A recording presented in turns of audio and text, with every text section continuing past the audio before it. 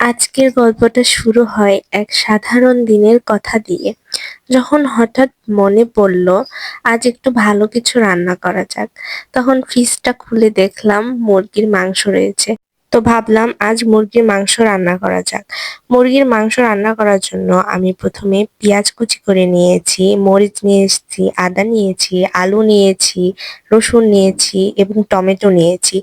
রান্নাঘরে ঢুকে প্রথমে চুলায় বসানো হলো কড়াই।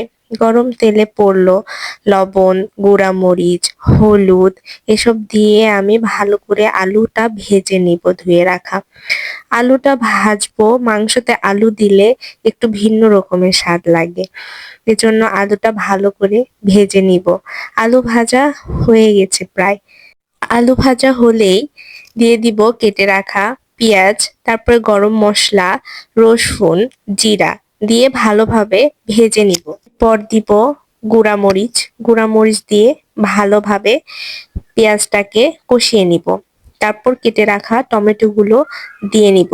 নিয়ে ভালো করে টমেটো ভেজে নিয়ে পানি দিব। পানি দিয়ে ঢাকনা দিয়ে রেখে দিব পেঁয়াজ এবং টমেটো কষানোর জন্য। কষানো হয়ে গেলে ভেজে রাখা মাংস দিয়ে নিব। আমি মাংসটা ভেজেছি কিন্তু ভিডিও করতে মনে নেই। তারপর আলুগুলো দিয়ে দিব, ভেজে রাখা আলু যেটা ভেজে রেখেছিলাম।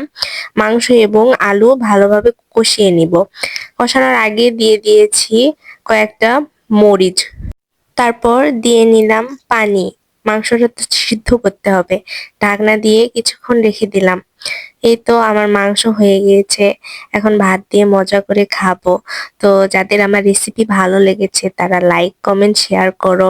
ইউটিউব থেকে যারা দেখছো তারা আমার চ্যানেলটি সাবস্ক্রাইব করে রাখো।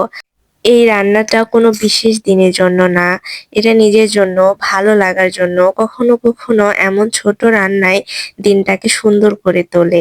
তো তোমরা সবাই ভালো থাকো, সুস্থ থাকো। আল্লাহ হাফেজ।